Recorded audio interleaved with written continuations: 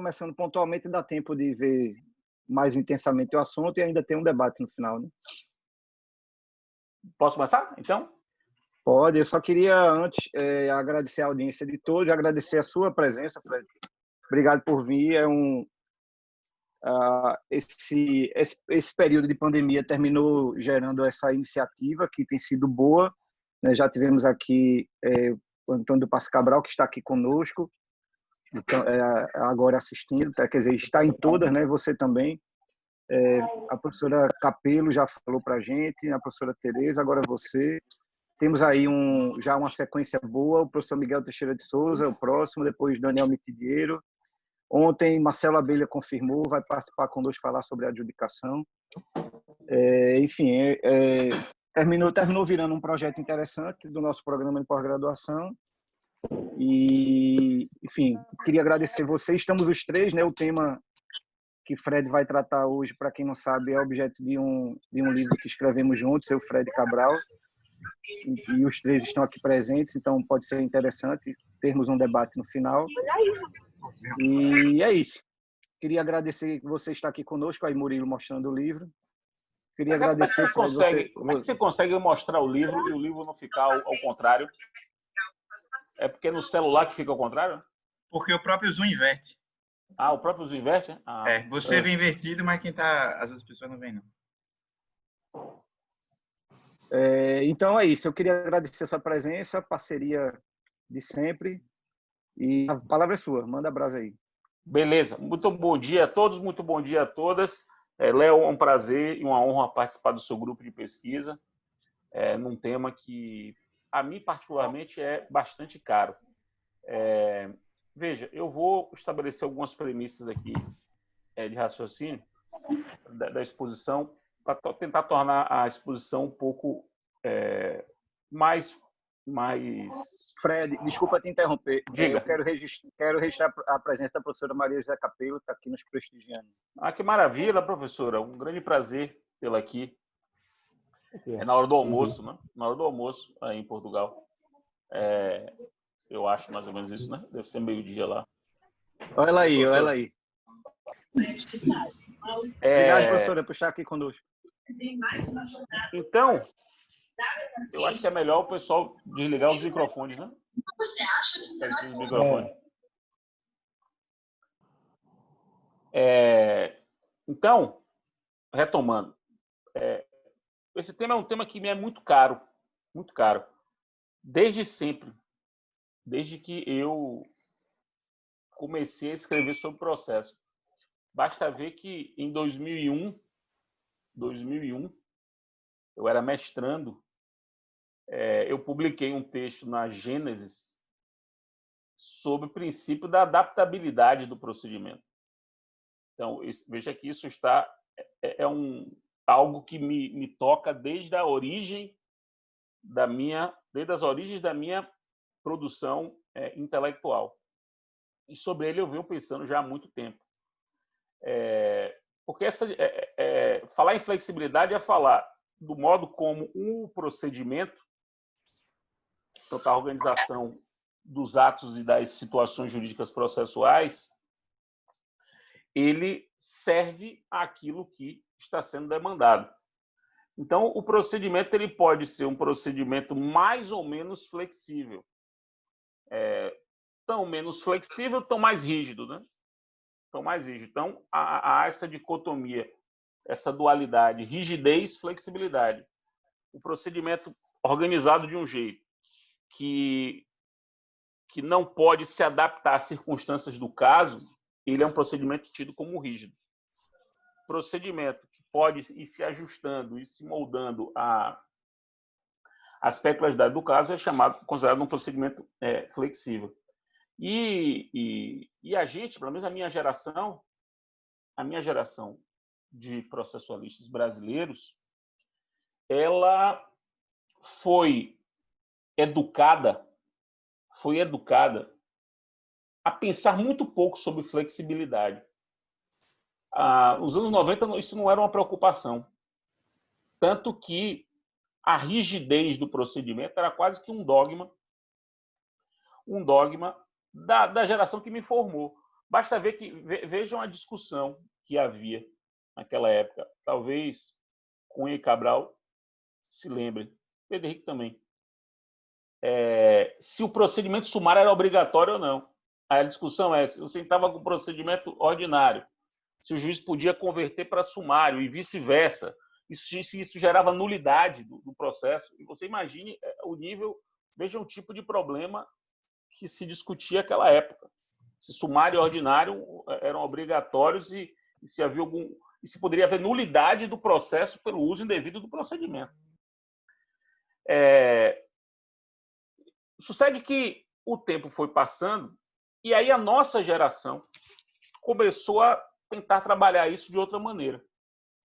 Então, tudo que eu vou falar aqui, eu vou falar pela perspectiva do direito brasileiro atual. Eu não vou fazer uma história da flexibilização, da discussão sobre flexibilização, porque isso, nesse momento aqui, eu acho que não é o caso. Eu vou falar sobre o direito brasileiro atual. Como é que a gente pode ver a flexibilização no direito processual brasileiro hoje? E para compreender a flexibilização, o único passo atrás que eu vou dar é falar sobre o princípio da adequação. O princípio da adequação, que é um princípio que não constava dos cursos e dos manuais de processo que formaram a minha geração. A minha geração é Humberto Teodoro, Vicente Greco, Moacir Amaral Santos, Hernani Fidelis e Ovídio um pouco, não muito, mas um pouco.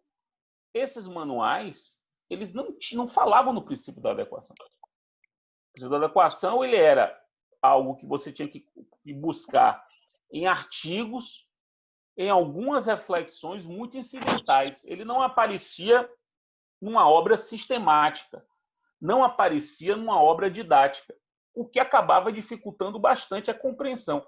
Eu me lembro bem disso, porque, como eu disse a vocês, nesse texto de 2001 que eu escrevi, que é sobre... Veja o título do texto. É sobre 2 importantes e esquecidos princípios do processo. O título do texto era sobre 2 importantes e esquecidos princípios do processo. Os princípios da adequação e da adaptabilidade. Naquela época, eu ainda distinguia adequação e adaptabilidade. Adequação feita pelo legislador e adaptabilidade feita pelo juiz. Era o que eu dizia naquela época. Então, isso também comprometia bastante o desenvolvimento da ideia de flexibilidade. Porque se você não partia do pressuposto de que há uma dimensão do devido processo legal fundamental, que é a dimensão que impõe que o processo seja, para ser devido, adequado, um processo, para que seja considerado devido, ele precisa ser adequado. Portanto, é um subprincípio do devido processo legal. A falta de desenvolvimento desse subprincípio do devido processo legal comprometia muito os estudos sobre flexibilização. E aí aconteceu de eu, em 98 ou 99, eu ter tido acesso ao livro Formalismo no Processo Civil, de Carlos Alberto Carvalho de Oliveira, que foi a tese de doutorado dele. Esse livro foi um livro que, como eu disse, eu era recém-formado, já era professor de processo, foi um livro muito impactante no início da minha formação intelectual. Um livro que abria uma série de perspectivas, para mim, então, novas. E uma dessas perspectivas, que consta no Formalismo do Processo Civil, é o princípio da adequação, que ele trabalha resgatando um texto de 1976, publicado numa revista obscura, que é o texto de Galeno Lacerda sobre o princípio da adequação. Esse texto foi resenhado pelo professor Carlos Alberto Carvalho de Oliveira, que é um discípulo de Galeno Lacerda, e eu descobri esse texto ali. E fui atrás do texto, consegui o texto. E fiz uma resenha do texto. E incorporei nesse artigo que eu publiquei, de 2001, e depois incorporei ao meu curso. Se vocês perceberem, o meu curso, desde a primeira edição, na parte dos princípios do processo, já trabalha o princípio da adequação. Salvo engano, talvez eu tenha sido o primeiro a incorporar o princípio da adequação dentro de uma obra sistemática, dentro de uma obra didática, desenvolvendo essas ideias. E nesse texto de Galeno Lacerda, há 2 pontos que me parecem muito importantes, que eu gostaria de registrar. O primeiro, que ele diz uma frase um pouco enigmática, ele não desenvolve essa frase, ele fala tipo Ponte de Miranda, ele lança a ideia, mas não desenvolve. Você que reflita sobre ela. Que é uma ideia muito forte para mim, na minha forma de pensar o processo. Quando ele diz que o princípio da adequação é o que justifica a existência de uma teoria geral do processo. Olha essa frase de Galeno Lacerda. O que justifica a existência de uma teoria geral do processo é você supor que o processo é regido pelo princípio da adequação. E veja que essa frase faz todo sentido. Quer dizer, eu só posso desenvolver uma epistemologia do processo que sirva a qualquer tipo de processo se eu compreender que cada processo vai se estruturar de acordo com as suas peculiaridades. Quer dizer, eu reconheço neles uma identidade de gênero, portanto, um conjunto de características comuns que me permitem teorizar sobre eles, mas eu assumo como premissa de que cada um deles vai se organizar de acordo com suas peculiaridades. Então, essa frase é uma frase muito potente, e que, se bem compreendida, poderia, por exemplo, fazer com que os processualistas penais brasileiros não cometessem o erro que cometem de se contrapor à teoria do processo sob o fundamento de que processo civil e processo penal são coisas distintas. Mas é evidente que são coisas distintas. Mas isso não impede que você dê um passo atrás e faça uma epistemologia sobre isso. E a segunda coisa que me parece muito boa do texto de Galeno Lacerda, e eu vou fazer aqui uma reflexão que eu não sei nem se meus colegas Cunha e Cabral, que escreveram comigo o livro, concordam com isso. Mas é uma reflexão que eu realmente tenho. Essa contribuição que eu vou falar agora de Galeno Lacerda é até agora insuperada. Ninguém se preocupou mais com isso. Ele colocou isso que eu vou dizer agora. Isso, para quem estuda o tema, é um dado e ninguém se preocupou em desenvolver. Que contribuição é essa que está nesse texto de Galeno Lacerda? Ele sistematiza o que ele chama de critérios de adequação. Ou seja, o processo, para ser adequado, ele é adequado de que forma? Quais são os critérios que ele deve observar para que um processo seja considerado adequado? E Galeno Lacerda, ele disse que o processo, para ser adequado, ele tem que observar 3 critérios. Ele tem que ser adequado objetivamente, ou seja, adequado de acordo com o seu objeto, o direito tutelado, o objeto litigioso. Então, é a adequação mais evidente, assim, a mais clara de se perceber. Por isso que existem procedimentos especiais que foram criados com nomes específicos, né?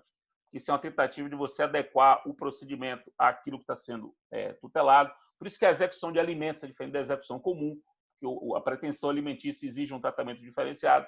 Então, a adequação objetiva é a mais evidente. A segunda é a adequação subjetiva. Você tem que adequar o processo aos sujeitos que vão processar, que estão se valendo do processo. Por isso, por exemplo, que há regras que protegem o rével, há regras que dão tratamento diferenciado ao poder público em juízo. Perceba que são ajustes de adequação feitos em razão do sujeito e não em razão do objeto. E o terceiro critério de adequação é a adequação teleológica. Quer dizer, o ato do processo e o próprio processo deve ser adequado aos seus fins. Por isso que as oportunidades de debate, por exemplo, na execução, são menores do que no processo de conhecimento. Por isso que os juizados especiais, que têm por finalidade dar um processo mais rápido, menos formal, ele é um procedimento criado para restringir intervenções de terceiro, restringir recursos. São ajustes feitos para tentar adequar aquele processo à sua teleologia. Então, essa tripartição dos critérios de adequação, uma grande contribuição de Galeno Lacerda, desse texto. E até hoje, pelo menos eu não me lembro de alguém que tenha desenvolvido isso para identificar outros critérios, por exemplo, um quarto, um quinto, um sexto critério de adequação, ou até mesmo refletir sobre esses critérios. É uma construção muito útil, resolve boa parte dos problemas, ajuda muito quando se pensa em adequação, e está aí até hoje. Está aí até um desafio para quem quiser quem quiser desenvolver alguma tese, tentar buscar, tentar pensar sobre isso. E é interessante como os anos 00 e o século XXI, né, o tema voltou com toda a força. A obra de Carlos Alberto Abal de Oliveira contribuiu com isso. A própria tese de doutorado de Bedak, Direito e Processo, também ajudou. Também ajudou um pouco, ainda que em menor escala. Mas entrou nessa vibe doutrinária de se pensar um pouco sobre adequação. Os trabalhos de Marinoni, sobretudo quando saiu até a primeira edição do Teoria Geral do Processo de Marinoni, que é de 2006, ele trabalha muito fortemente com adequação, só que em outro sentido. Aí essa história vai se desenvolvendo, até, por exemplo, um jovem, mais jovem processualista, hoje não tão jovem, como Guilherme Pérez, escreveu uma dissertação de mestrado sobre o princípio da adaptabilidade do procedimento. Então, esse tema é um tema que ficou aí quicando no pensamento brasileiro muito fortemente nesse século XXI. Pois bem, estabelecendo essa premissa, vamos tentar sistematizar o tema da flexibilização. A flexibilização do processo ela pode ser vista por três perspectivas. Uma flexibilização legal, uma flexibilização judicial e uma flexibilização convencional. Então, você tem três perspectivas. Eu vou, curiosamente, fazer uma inversão disso.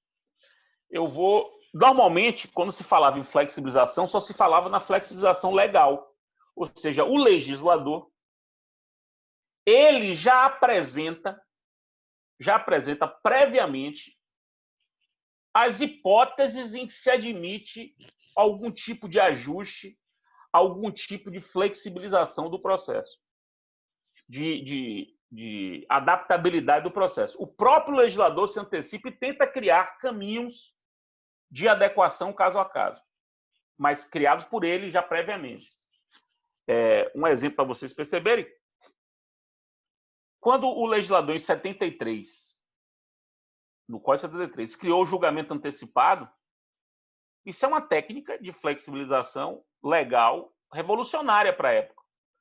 Porque o procedimento ele era previsto para ter postulação, saneamento, instrução e decisão. Esse era o procedimento firme, rígido. Vem o legislador de 73 e diz, olha, em alguns casos você pode abreviar o procedimento tirando a fase de instrução. E aí cria o julgamento antecipado, que é uma forma de adequação do processo a uma circunstância daquele caso. É um caso que não precisa de fase instrutória. Então podemos fazer uma ablação do procedimento por uma regra legal de flexibilização. O próprio Galeno Lacerda, quando escreve em 76 e pensa em adequação, ele só pensa na adequação legal. Na adequação legal, e essa adequação legal poderia trazer hipóteses de flexibilização legal. Um exemplo muito conhecido, bobinho, mas bem conhecido, é o velho exemplo da ação rescisória do Código 73, que o Código de 2015 mantém, que é aquele que diz que o relator da ação rescisória pode definir o prazo da contestação, colocando como mínimo de 15 dias. Então, veja, é o legislador já autorizando que o juiz observe num caso concreto, ele possa fazer um ajuste. Então, a flexibilização legal, ela é muito importante, mas é apenas o primeiro passo. Vem o século XXI e se começa uma discussão muito forte sobre se o juiz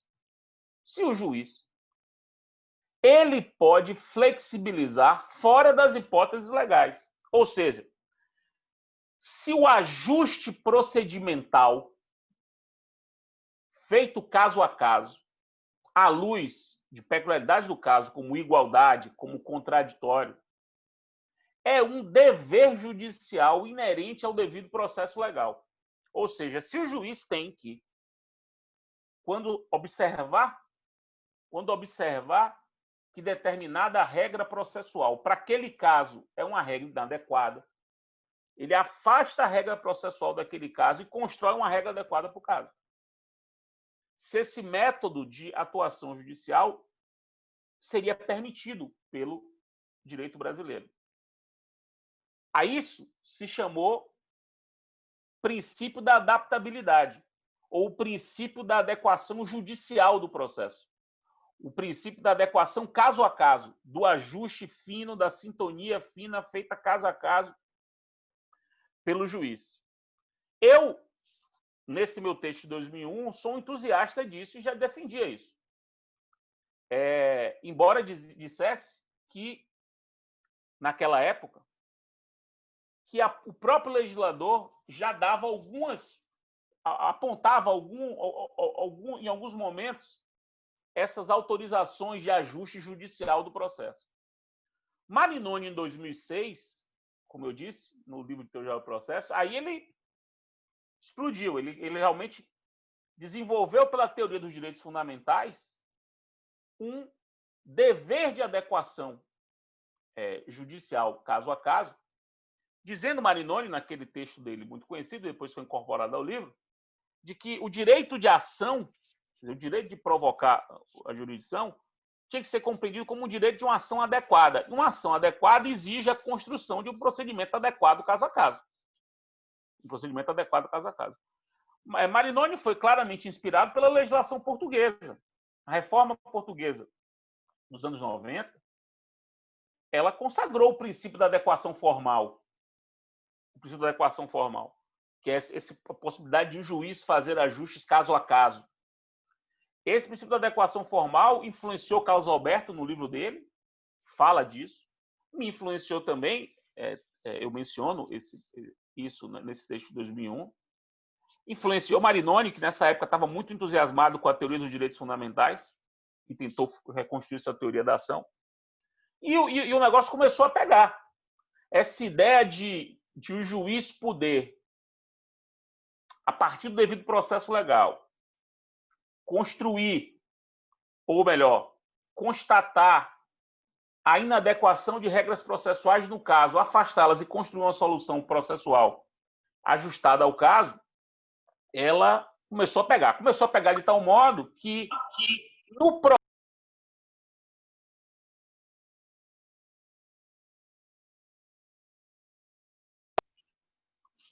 Pronto.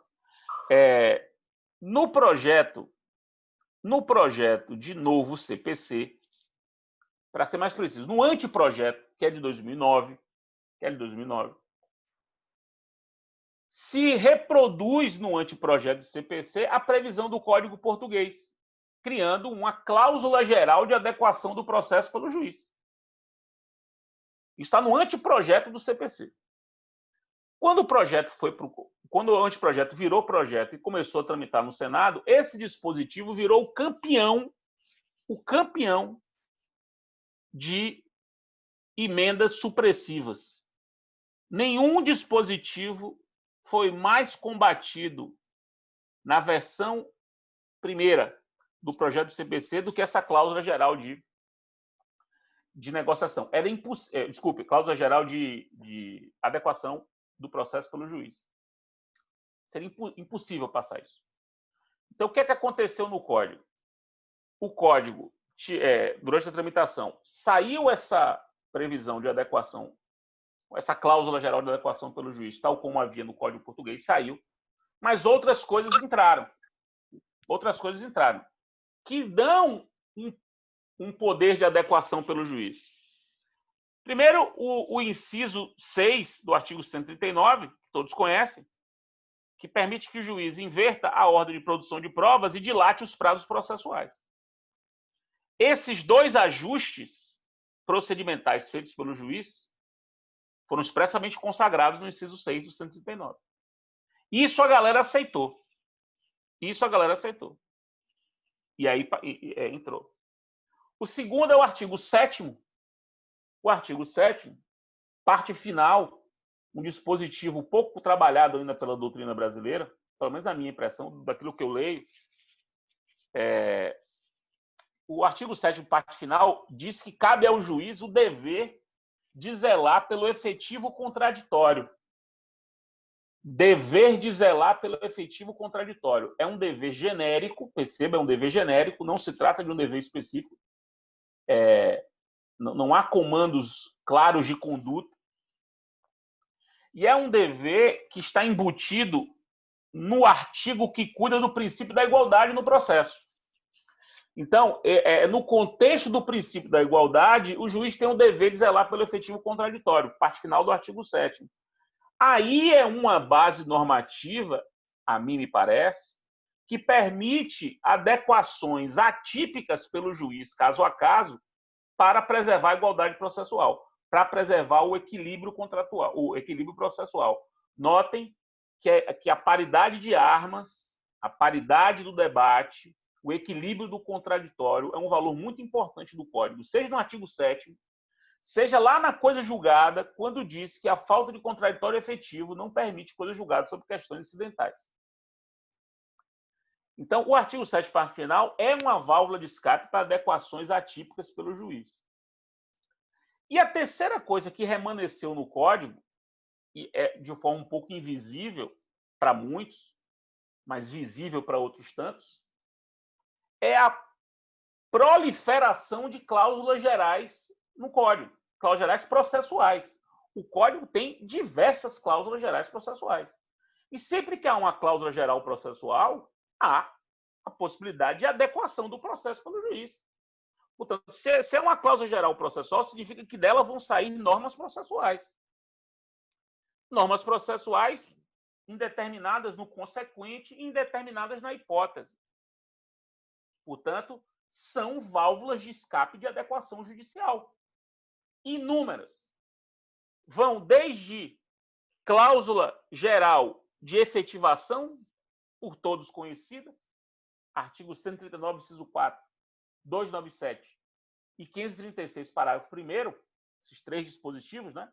1394, 297 e 536, parágrafo 1º, que trazem, consagram um sistema de atipicidade da execução construída por obra do juiz. Quer dizer, o juiz pode construir essas soluções.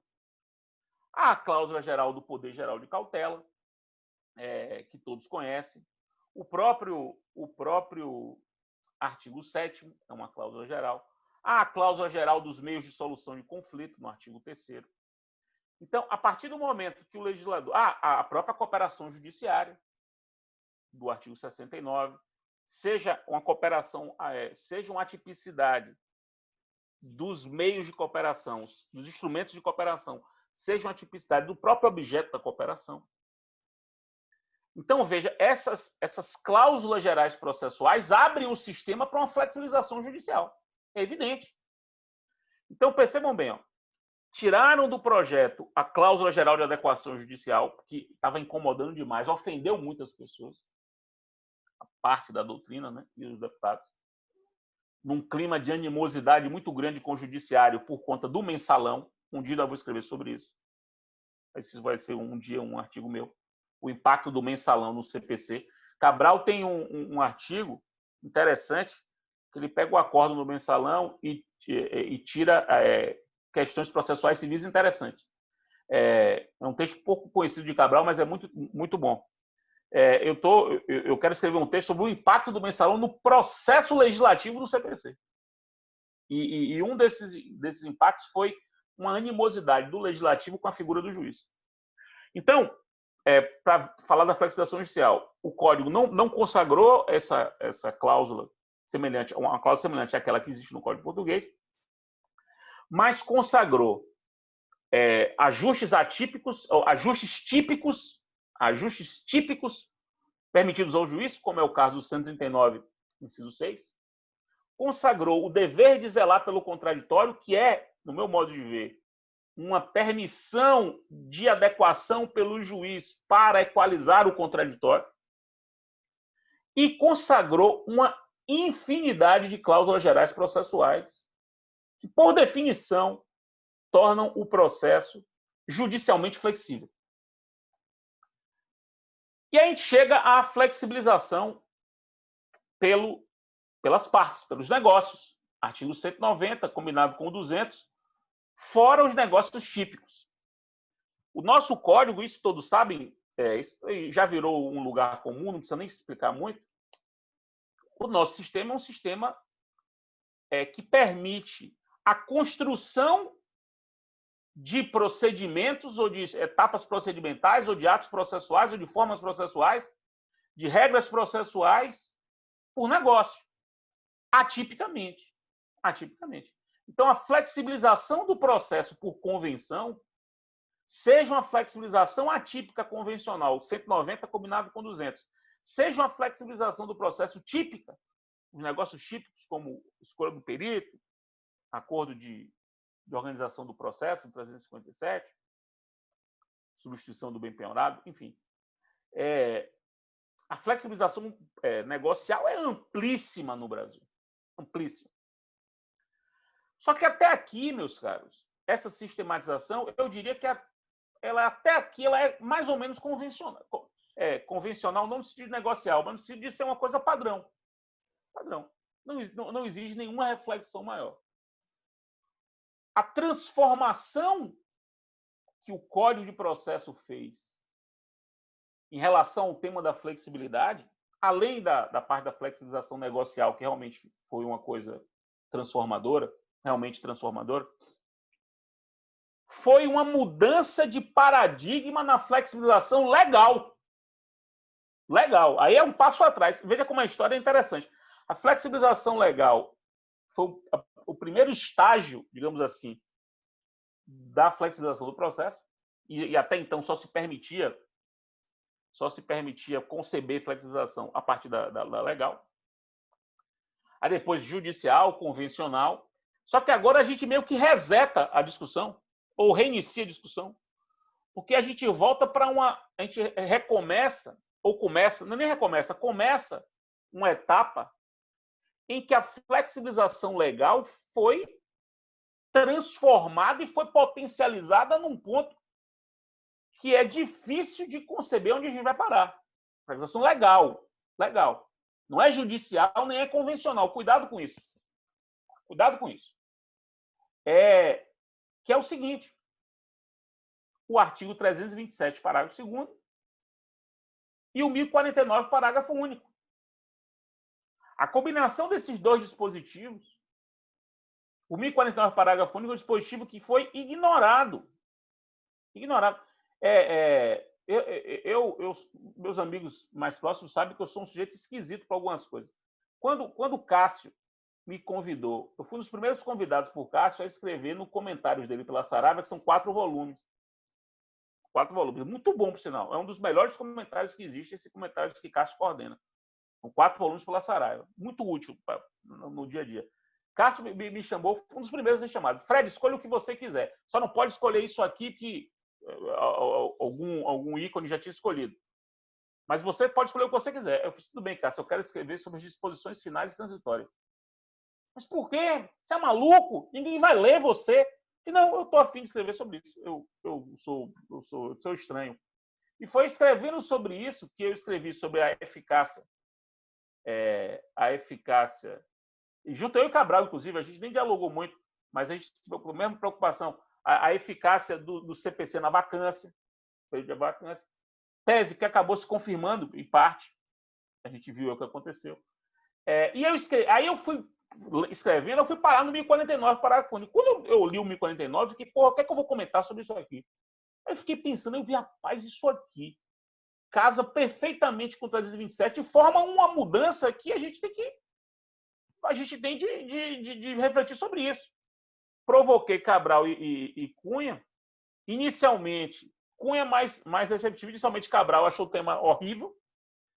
Depois ele começou a cabralar o tema, e quando o Cabral começa a cabralar o tema, aí, meu amigo, ninguém segura. Ninguém segura. Aí a gente começou a perceber que ali havia uma base normativa para uma transformação incrível. Porque, no fim das contas, o 307, parágrafo 2º, e o 1049, parágrafo único, eles permitem que o procedimento base, que é o procedimento comum, ele seja adaptado, ele seja adequado pela importação de técnicas de adequação que existem na legislação extravagante. Ou seja, é como se a gente criasse uma grande comunidade, um grande direito comunitário processual, em que as técnicas compreendidas como cidadãos de países diversos pudessem circular livremente, sem passar por imigração. Então, as técnicas processuais, que são as formas pelas quais o processo se adequa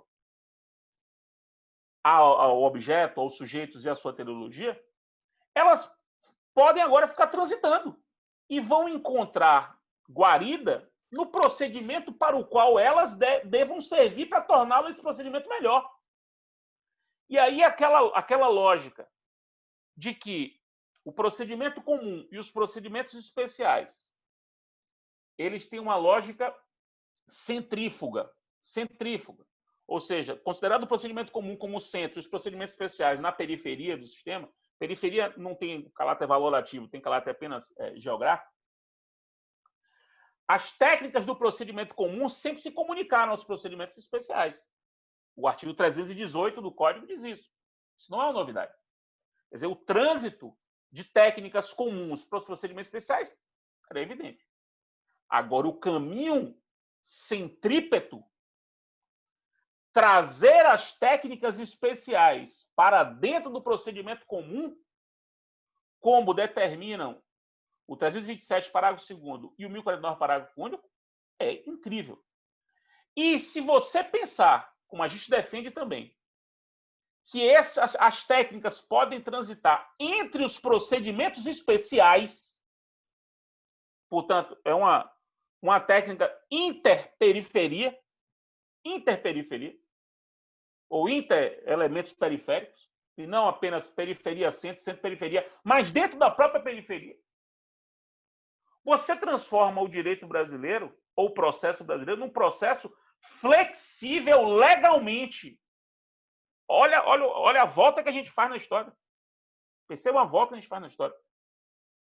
A abertura do nosso sistema processual para uma flexibilização legal nesse livre trânsito de técnicas entre os procedimentos é, sem dúvida, uma das coisas mais transformadoras do Código de 2015 para o processo civil brasileiro.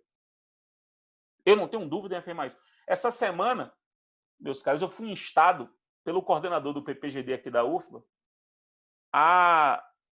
fez uma provocação geral a todo mundo revisitar aquelas estrelinhas que a gente coloca no Lattes para as 5 produções mais relevantes. Havia uns 10 anos que eu não fazia. Eu tinha esquecido completamente. Eu nem sabia mais como fazer. Então, porque ele foi instado, revejam, ver se está tudo certo ali, porque a gente agora tem que selecionar as produções mais relevantes. E vai que você mesmo se atribui uma produção relevante nos últimos 4 anos para avaliação da CAP. Aí eu fui voltar a esse tema, né? Abri meu Lattes e fui ver o que eu já botei aqui como mais relevante da minha carreira. Aí eu eliminei algumas coisas e coloquei como das 5 coisas mais relevantes que eu já escrevi esse livro com Cabral e com Cunha. Tá no top 5 da minha autoavaliação como produção relevante. Não porque a gente ali chega a muitas conclusões definitivas, mas porque me parece que o nosso livro ele abre muitas perspectivas. Ele meio que faz aquilo que se faz na roça. Você tem que fazer a roça do terreno para permitir que a plantação se desenvolva. Eu acho que o nosso livro tem um pouco disso. A gente faz a roça, ara o terreno, prepara o terreno, abre as fronteiras do pensamento para uma série de coisas se desenvolverem.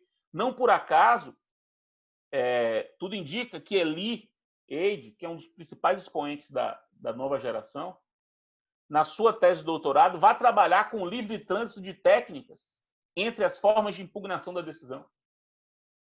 Felipe Marçal já anunciou que está trabalhando com o livre trânsito de técnicas entre os tipos de recurso. tanto dentro do recurso. Recursos também cada recurso tem as suas técnicas. A citação oral é uma técnica de alguns recursos e não é técnica de outros. Vejam trabalhos como Lia Batista, que logo depois do nosso livro, para desenvolver a tese dela sobre intervenção ius iudice, ela disse que talvez pudesse se utilizar das nossas ideias para pegar a intervenção iudice típica do procedimento da produção antecipada de prova, que é um procedimento especial, e exportá-la para o procedimento comum. E aí, a partir daí, você poder concluir que existe uma intervenção ius iudice atípica para o procedimento comum. Foi uma sacada que ele disse na jornada de 2018. Então, esse pensamento é um pensamento transformador. Quer dizer, você muda a perspectiva do que se deve discutir sobre flexibilização. E aí vem eu preciso fazer 2 registros importantes. Um é que é um registro histórico que eu gosto de fazer. Isso está no projeto, está no relatório de Paulo Teixeira, mas merece registro. O parágrafo 2º do 327 foi uma ideia de Sica. Sica mandou para mim, acho que 8 ou 9 sugestões. E essa foi uma delas. E entrou. Eu nem sei se Sica tinha dimensão do que isso podia causar, mas a ideia era muito boa. E entrou. O 1049 já veio por outra razão. Não foi nem combinado. Mas havia uma sintonia histórica em ambos. E um outro registro que eu quero fazer é o seguinte. Há uma tese de doutorado publicada de Paulo Mendes. Segurança Jurídica e Processo, publicado pela RT. Eu acho essa tese uma tese muito importante. Muito importante. Por quê? Porque é uma tentativa, percebam bem, num contexto em que a flexibilização do processo tem este nível. Veja, a flexibilização do processo no Brasil, Cabral está aqui, pode me corrigir se eu estiver errado, nosso grande comparatista, Zanetti também, que é um grande comparatista. Não me recordo de nenhum paradigma estrangeiro que tenha um grau de flexibilidade do processo nessas 3 dimensões como nós temos, legal, judicial e negocial, como o nosso.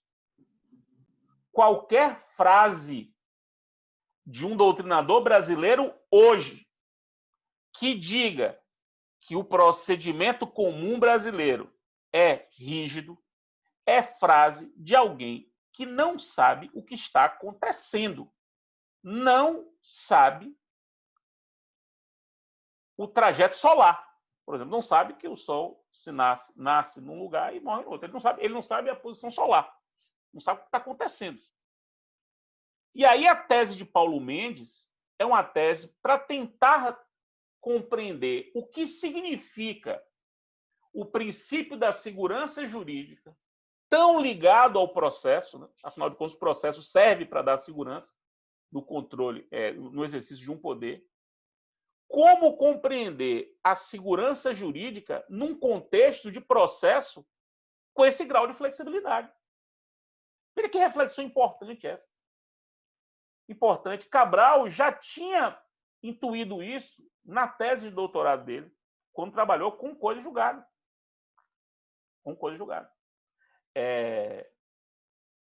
E aí as ideias são muito fortes.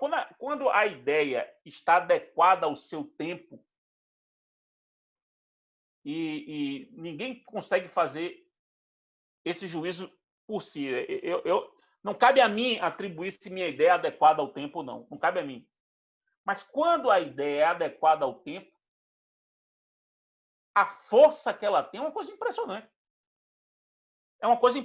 Ela vai atropelando os hereges, para usar um termo que Zanetti colocou hoje no grupo que a gente tem, que são aqueles que continuam pensando de um modo antigo e são atropelados pelo tempo.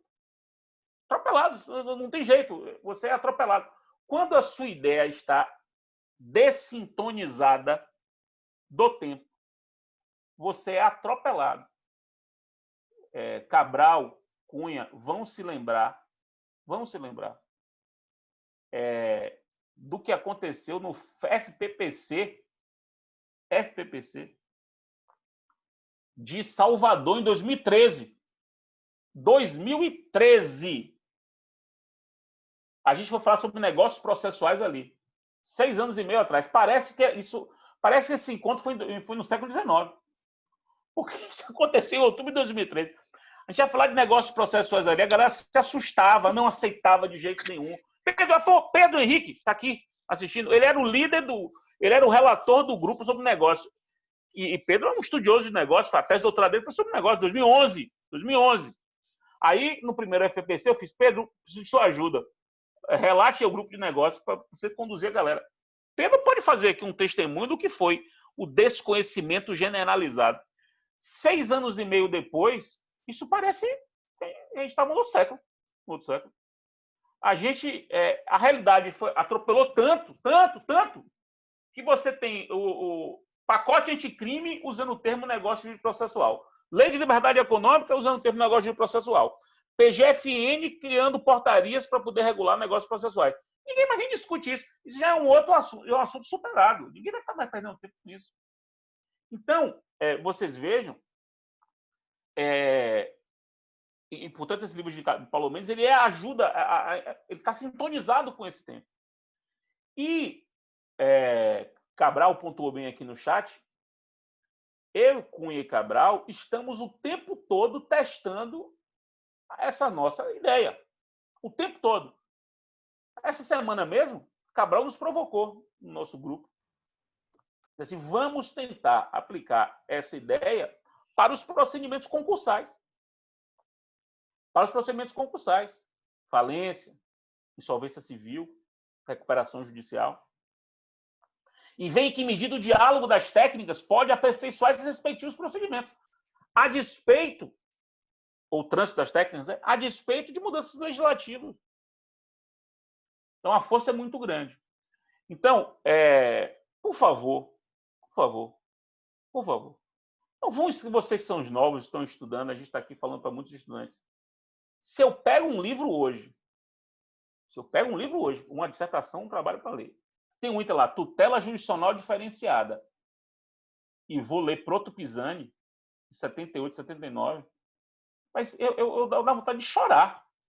Se o livro não for de história, porque o papel histórico é importantíssimo. Eu quero fazer uma evolução histórica do tempo. Beleza. Aí tudo bem.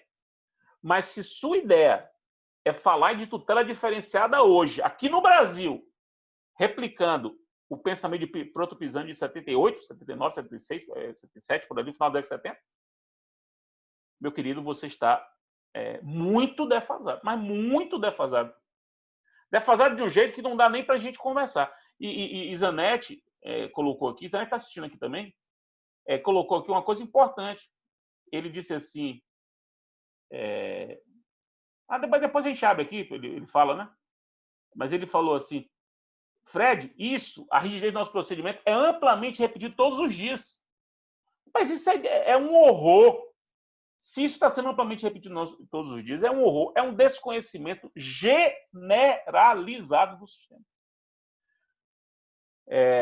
Então é isso. Feita a apresentação, é isso que eu queria dizer para poder a gente começar a nossa conversa. Lancei uma série de questões. Agora vamos para o debate. Obrigado. Obrigado, Fred. Muito bom. Eu tenho aqui já algumas pessoas que pediram para falar. Estou fazendo uma espécie de inscrição. Quem quiser pode se manifestar. E o primeiro aqui é o nosso presidente, Pedro Henrique Nogueira, presidente da Associação Norte-Nordeste de Professores de Processo. Me mandou uma mensagem pelo WhatsApp dizendo: eu quero fazer uma pergunta, quero falar. Presidente, a palavra é sua. Eu não tinha registrado a presença de Zanetti porque não sabia que ele estava. Zanetti, meu querido, nós temos um bocado de gente conhecida aqui, né? Rony Duarte, Henrique Muta, Beclaut, Rinaldo, o próprio muita Zanetti, gente, Alexandre Bartilotti, Danilo Weber, Pedro Bente Neto. Uma galera, a sala está lotada. Vamos lá. Presidente, a palavra é sua. Primeiro, cumprimentar a todos, né? Tanta gente conhecida aqui, é um prazer. Cumprimentar o Fred, mais uma exposição brilhante, excelente. Na verdade, tenho duas questões. Uma bem simples, é dúvida realmente, é uma curiosidade, na verdade, eu nem colocaria como dúvida. É dentro da ideia que você, Cabral e Léo defendem no livro, você vê algum problema de se acumular pedidos objeto de jurisdição voluntária e jurisdição contenciosa? Você admitiria essa acumulação? Isso é apenas uma curiosidade. Mas eu O totalmente vou dar um questionamento exemplo que eu rápido. gostaria... Hã? Eu posso responder isso rapidamente. Pense num exemplo de você propor uma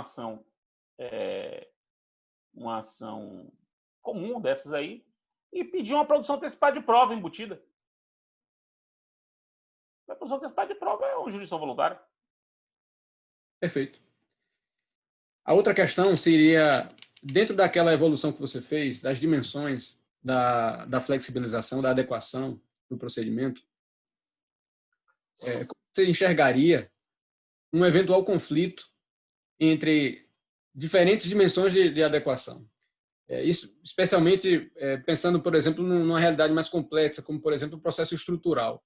Imagine que o processo estrutural, por natureza, ele vai ser flexibilizado, e principalmente pelo juiz, né? Também pelas partes. Mas eu acho que é impensável um processo estrutural de flexibilização.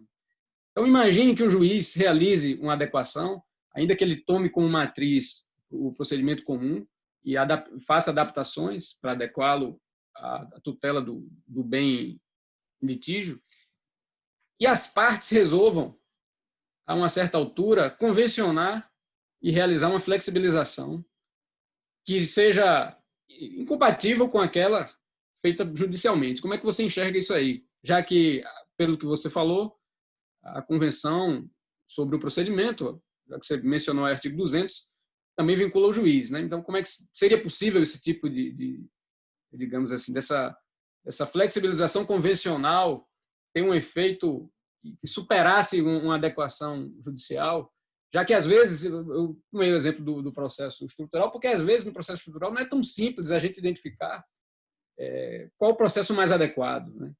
Você diante de duas realidades, uma realidade de adaptação convencional e adaptação judicial, não é tão simples você identificar esse processo é melhor e tutelaria melhor o direito do que o outro. Como é que você enxergaria isso? Das partes poderiam convencionar e ter, digamos assim, ter um efeito, entre aspas, não gosto desse termo, mas vou utilizar aqui, um efeito derrogatório, entre aspas. Uma imprecisão nesse termo, não é propriamente uma derrogação, mas um efeito derrogatório, entre aspas, da flexibilização judicial. Beleza, é excelente. Eu esqueci de dizer isso. É importante terminar a minha exposição com os processos estruturais. Eu acho que muitos já conhecem esse meu pensamento. Eu acabei de publicar um texto sobre um texto com a segunda versão da minha concepção sobre processo estrutural, depois de 2 anos de reflexão com o Zanetti e com o Rafael Alexandria. E a gente defende nesse texto que a flexibilidade, para usar um trocadilho infame, a flexibilidade no processo estrutural é estrutural. Ou seja, você não pode conceber um processo estrutural que não seja flexível. Tanto que a gente defende que o procedimento comum brasileiro, que tem esse grau de flexibilidade, ele acaba sendo adequado ao processo estrutural.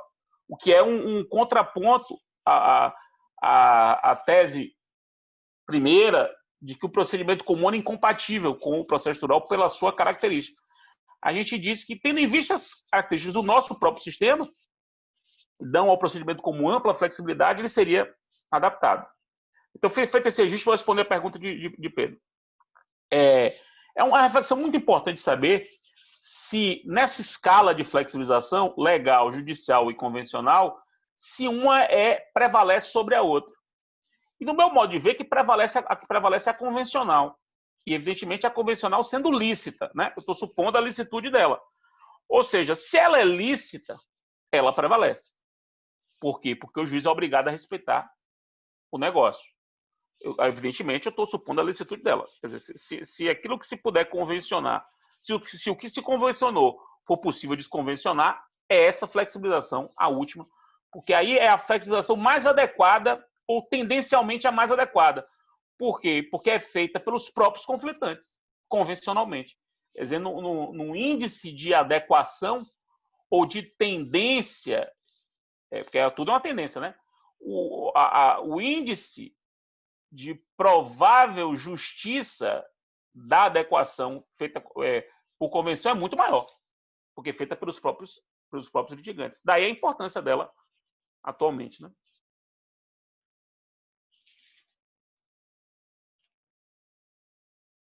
Câmbio. Fred, eu tenho um orientando aqui de mestrado que está interessado em fazer uma pergunta a você, chama-se Moacir Ribeiro. Moacir, eu acho que ele fez a pergunta pelo chat, mas ele está querendo se manifestar. Léo, e seria muito bom ele falar. Uma questão Fala aí, de Moacir. ordem aqui, Léo. Uma questão de ordem. Eu acho que o CPC mudou o modo de interrogação de testemunha, de interrogar testemunha. O advogado agora pode interrogar diretamente. Então, eu queria pedir a Vossa Excelência que autorizasse as pessoas a fazer a pergunta diretamente a mim. Mas não estão precisa fazer a você. Estão fazendo, você. Eu estou dando a Você libera o cara fazer a pergunta logo para mim, amor. Mas o que eu vou fazer? Eu estou fazendo isso, pô. Moacir, fala aí. Faça a pergunta. Bom dia a todos. Primeiro, eu gostaria de dizer que é um prazer aqui falar diretamente com o professor Fred. É quase impossível para mim escutar Fred falar e não lembrar dos meus tempos de LFG.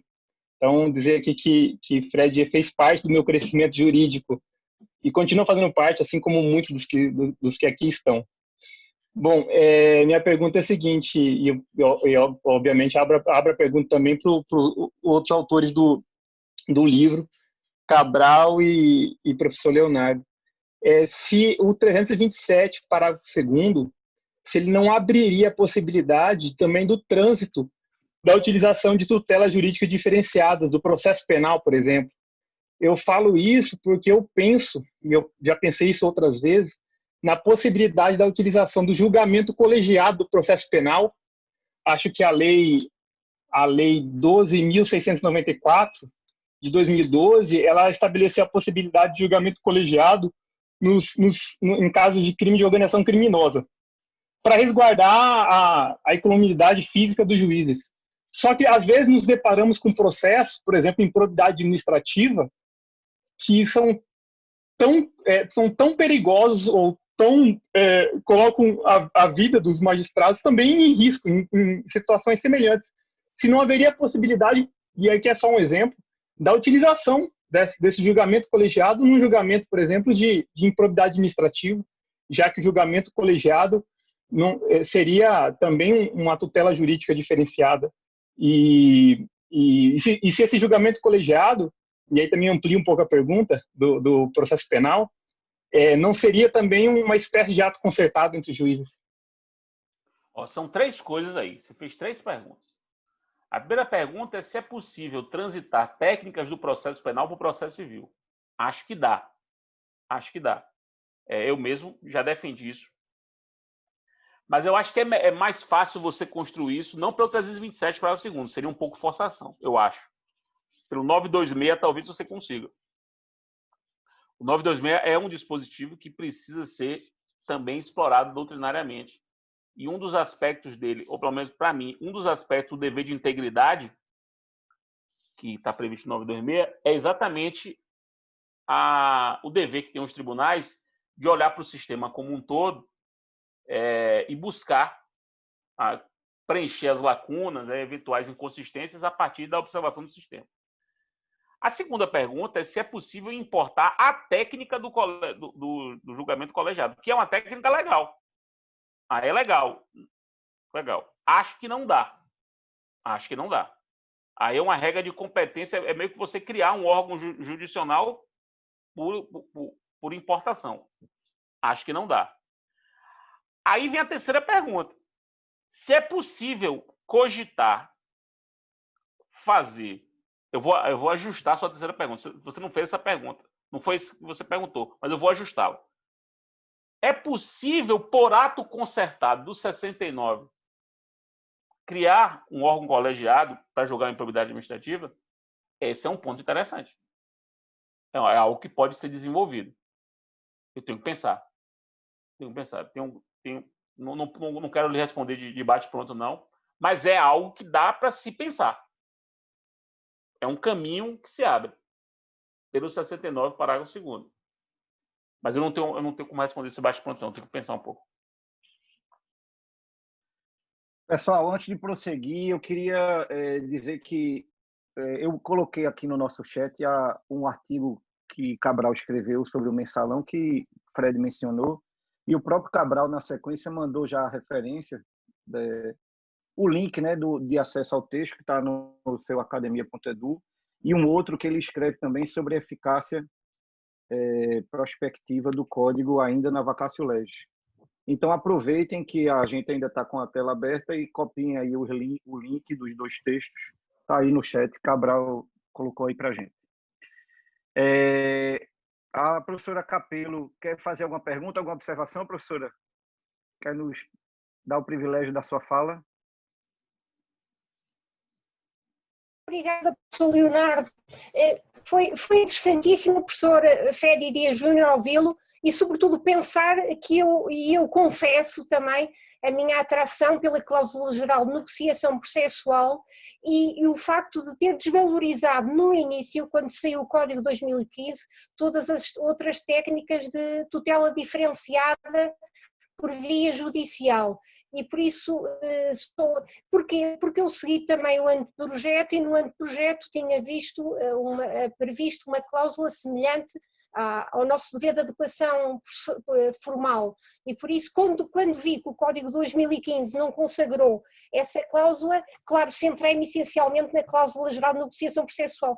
Por isso, esse livro da autoria do professor Fred Dias Júnior, do professor Cabral e do professor Leonardo foi importantíssimo para eu me aperceber de todas as técnicas de diferenciação procedimental, não é? Em Portugal, por isso gostei imenso de ouvir e chamou a atenção também para a importância de sublinhar essa complementaridade e não só nos basearmos na nossa investigação na cláusula geral de negociação procedimental, na perspectiva do procedimento. Em Portugal o que se discute, ou discute-se pouco, somos poucos a investigar em processo, é saber quando é que as tramitações são manifestamente incompatíveis. Ou seja, o que é que deve sobrar com procedimento especial, porque o que é que justifica a criação de um procedimento especial, porque tem uma tramitação manifestamente incompatível, cujo procedimento comum não é flexível ao ponto de abarcar essa tutela. Não é? Por isso gostaria de colocar esta questão e agradeço ao professor Leonardo e felicito por essas iniciativas. Gostaria de perguntar ao professor Fred Dias Júnior o que é que pode sobrar ou sobreviver com procedimento especial. Muito obrigada, professor Leonardo. Professora Capello, um prazer tê-la aqui a senhora conosco.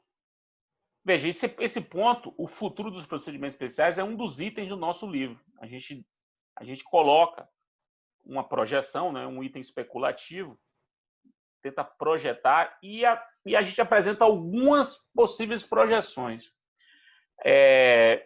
Na minha perspectiva, eu acho que os procedimentos especiais ainda têm espaço nas questões concursais, falência, recuperação judicial, porque há aí a lógica do procedimento comum é incompatível com o procedimento concursal. Não tem nem como ajustar. Seria uma forçação de barra, porque a própria lógica é diferente. Então, para os procedimentos concursais, com certeza. Para os processos objetivos, como é o caso dos processos de controle concentrado de constitucionalidade, talvez ainda haja um espaço para se defender de utilidade, como no nosso caso aqui, né? A ADIM, a ADC e a ADPF, aqui no Brasil. E me parece que os juizados de pequenas causas, os juizados especiais no Brasil, se a gente compreender os juizados especiais não só como um procedimento diferenciado, mas também como uma estrutura judiciária diferenciada. Portanto, uma combinação de estrutura judiciária diferente e um procedimento diferente para essa estrutura judiciária, acho que isso também faz sentido. De você criar um procedimento diferenciado para uma estrutura judiciária diferenciada. Nesse ponto, eu apenas agrego o fato de que é preciso reconstruir o procedimento dos juizados. O procedimento dos juizados no Brasil, ele foi pensado para uma realidade sem internet. Já começa daí. Não, é um outro planeta. A tutela coletiva, a senhora perguntou aqui, pode, claro, você pode criar um procedimento especial na tutela coletiva. A gente até está discutindo isso aqui. Mas eu não sei, sinceramente, se o próprio procedimento comum, tal como ele foi pensado hoje, com um ou outro ajuste, com uma ou outra referência feita dentro do próprio procedimento comum,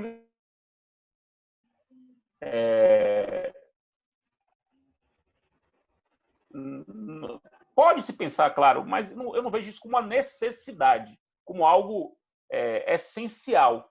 É bom, assim, é bom por um lado, porque você organiza mais o debate, você organiza o debate em torno do assunto, né? Você organiza o debate em torno das técnicas próprias da tutela coletiva. Eu agora, não sabem disso, eu tive que mergulhar muito nisso. Mergulhar no que seria uma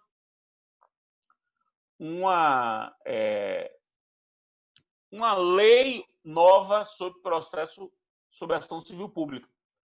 E eu fiquei pensando, o que poderia ter diferente num procedimento da ação civil pública que já não está no procedimento comum. Não foi fácil. Não foi fácil. E veja que os grandes temas, para mim, né, eram competência, porque realmente as regras de competência para a tutela coletiva do CPC são inadequadas, isso é fato. São saneamento, porque, embora muito bom o nosso 357, ele é insuficiente para resolver os problemas de tutela coletiva. Você precisa de muita criatividade ali, para dar rendimento àquilo na tutela coletiva. Autocomposição, que aí não é bem processo, mas regular a autocomposição, para mim, de todos, é o mais importante, porque a nossa regulação sobre a autocomposição ela existe, mas é mínima. E o problema dos fundos, que é um problema que também não é de processo, mas tem a ver com o processo. São os fundos para onde vão as condenações. Esse, para mim, veja, perceba que não são dos 4, 2 não são propriamente de processo, embora tenham a ver com. São instituições do direito coletivo, embora não propriamente de processo coletivo. Essas duas precisam de reforma. Outras, aí você vai dizer assim: coisa julgada coletiva precisa de ajuste, mas não são tão fortes. Intervenção de terceiro precisa? Tudo bem, precisa. Mas não são nada que uma mudança no CPC pudesse resolver. Mas eu entendo, pode também ser um caminho aí. Só complementando, Fred, eu acho que a suspensão de segurança também pode ser um instrumento bom para o réu que não seja ente público, né, não, na tutela coletiva, que é um meio, sabe que a gente termina está sendo... pensando nisso. Isso. Só lembrando aí. Eu vi aqui no chat que tem uma pergunta de Mauro Mendes, em complemento a de Moacir. Mauro, eu não consigo enxergá-lo aqui. Você quer falar? Quer se manifestar aqui? Perguntar diretamente ao professor Fred? Zanetti está aqui ainda? São muitas telas, Zanetti. Zana, estás aí? Queres falar?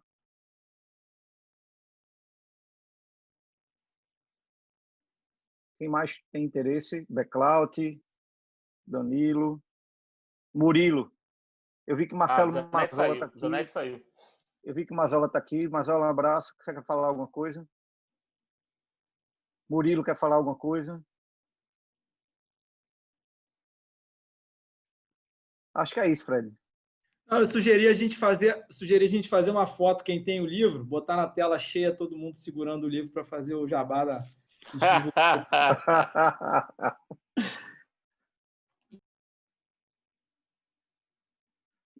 Não sei se a gente, porque pelo menos para mim que são 4 telas, né? A sala está cheia. Não sei se vai aparecer todos aí na configuração. Bom dia, quem professor. quiser. Quem acionou aí o microfone? Quem é que está? É Mauro. Mauro, Fred. Mauro Mendes quer fazer uma pergunta para você. Certo, beleza.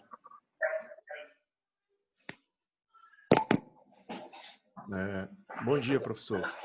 Bom dia. Aproveitando a pergunta que o Moacir fez, eu sempre me perguntei também se não era direito do requerido em ação de improbidade para transportar o interrogatório dele como um ato final da instrução, tendo em vista que as penalidades também da ação de improbidade às vezes são até mais graves do que as do próprio processo penal para aquele requerido que sempre se dedicou à atividade pública política, né? Então, me parece um pouco injusto, sempre me pareceu, principalmente depois também da alteração do CPP, que trouxe o interrogatório, que levou, quer dizer, o interrogatório como ato final. Muito boa a opinião reflexão. do senhor. Muito boa reflexão, concordo com você.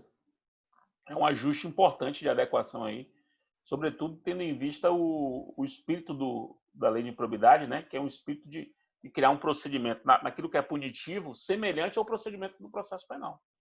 Acho que é algo bom para ser desenvolvido. Mesmo sem a existência de disposições legais nesse sentido, o senhor acha que já é defensável hoje, caso chegue? Totalmente. Veja, você está falando com alguém que, em 2015, defendia colaboração premiada em improbidade administrativa.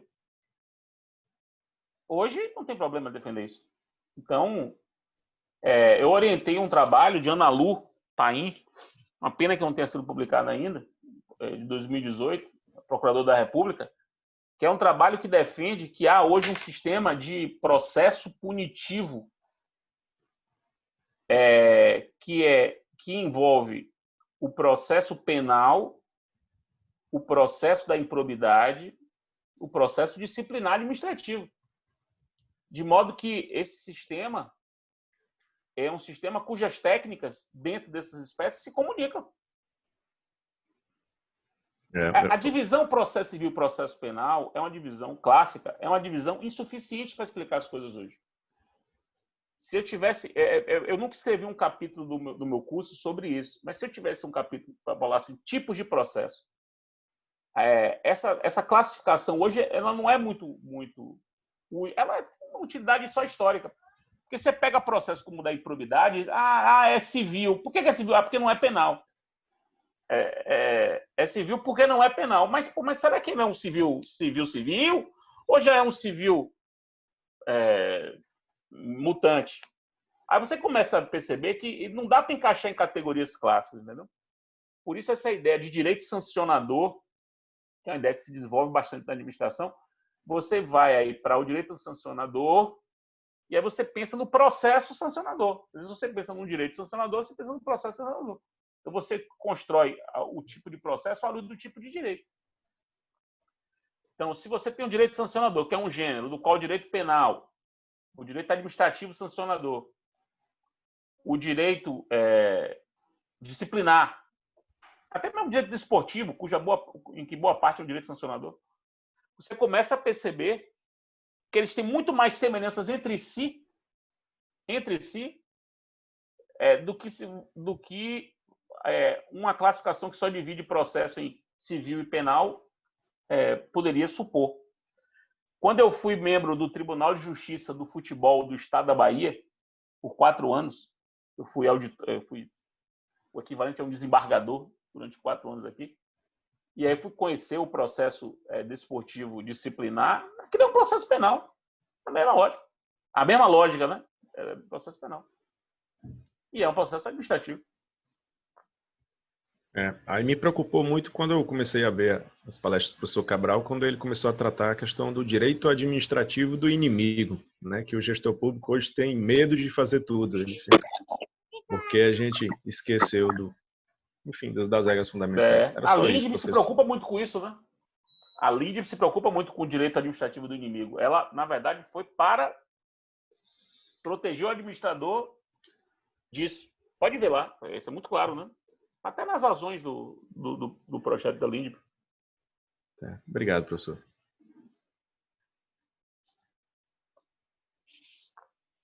Fred, eu tenho um outro aluno aqui do mestrado, chamado Rodolfo Lopes, que quer fazer uma pergunta para você.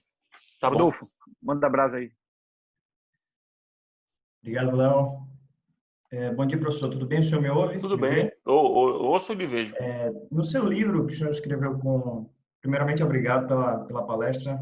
Enfim, no seu livro que o senhor escreveu com o professor Leonardo e com o professor Cabral, tem um tópico que o senhor trata aqui do dever de integridade, postulado de integridade do artigo 926, em que se refere ao artigo 14 da Lei de Ação Civil Pública, né? Enfim, trata do efeito suspensivo de recursos para defender que, na verdade, nesse particular não haveria nenhuma distinção em relação ao procedimento comum do CPC. Por essa razão, o CPC deveria se aplicar. Nessa linha de entendimento, existe um debate atualmente sobre a aplicação do artigo 91, parágrafo 1º do CPC, né, que trata do adiantamento dos honorários periciais, no caso de perícia requerida pelo Ministério Público, tendo em vista o artigo 18 da Lei de Ação Civil Pública, né? Eu queria saber o que é que o senhor pensa sobre isso, especialmente porque a questão está atualmente em debate no Supremo Tribunal Federal, na Ação Civil Ordinária 1560. Esse tema é um tema muito sensível. Eu não pude me manifestar sobre ele porque eu escrevo um livro como promotor, né? O de processo coletivo. Então, isso gera um problema epistemológico grave para questões como essa. Só que Léo vai se lembrar que esse tema do 91, parágrafo 1º, foi amplamente discutido na tramitação legislativa e num contexto de tutela coletiva mesmo. O contexto da discussão era para trazer uma regra que servisse também para a tutela coletiva. Então, a minha ideia inicial é essa. Mas eu sei que isso é muito problemático, isso é muito sensível, muito sensível. Não tenho como me posicionar por escrito, mas a história desse dispositivo é essa mesmo. Tanto que nessa ideia de nova discussão sobre lei do processo coletivo, a minha premissa é de que a parte de custos já está regulada no CPC. A minha premissa. Mas vamos ver se isso vai vingar. Eu queria aproveitar que tem 93 pessoas aqui. Para quem não conhece, eu abri um canal no Telegram chamado Megafone do Processo Civil, que é um instrumento ótimo, porque a gente não tem interação entre todo mundo, então eu faço só comunicar e postar textos e julgados interessantes. Eu acho que é uma forma ótima de a gente precisa acompanhar um pouco das discussões que eu estou promovendo. Então, convido todo mundo a se cadastrar lá no canal e faço o mesmo para o canal dos meus amigos, né? O próprio grupo de Léo já tem o seu canal. Quem não conhece, se cadastra. Dierze tem o seu canal, o Zanetti tem o seu canal. Acho que é uma forma ótima para a gente segmentar um pouco nossas redes sociais, né? Porque o WhatsApp virou uma terra sem lei e o Telegram é um ambiente mais civilizado. Então, vamos deixar o Telegram aqui para questões acadêmicas e profissionais. Então, os canais do Telegram funcionam bem para isso. Está todo mundo convidado. Megafone do Processo Civil. É só botar lá no Telegram, Megafone do Processo Civil, que aparece.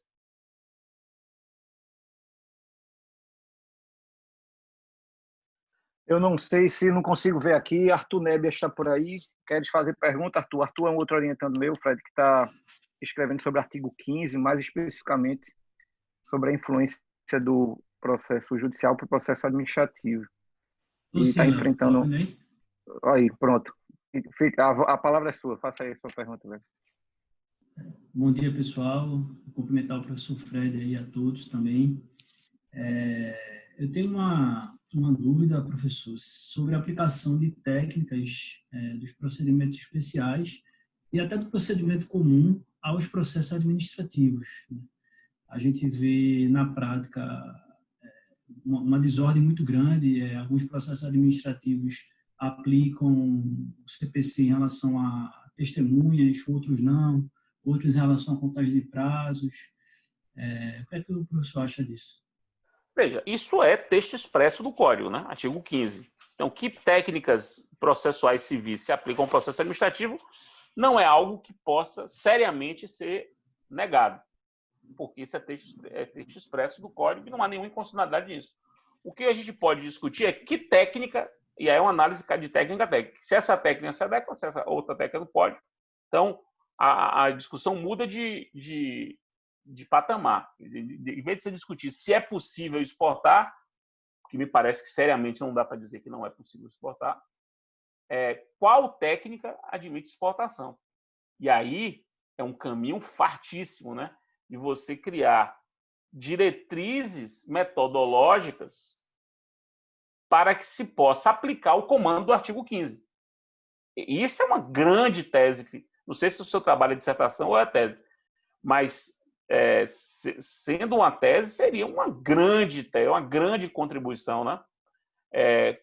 Quais os critérios metodológicos para poder fazer a exportação e também a importação, porque eu defendo que técnicas do processo administrativo eventualmente existentes e não previstas no Código, na legislação processual civil, possam ser importadas.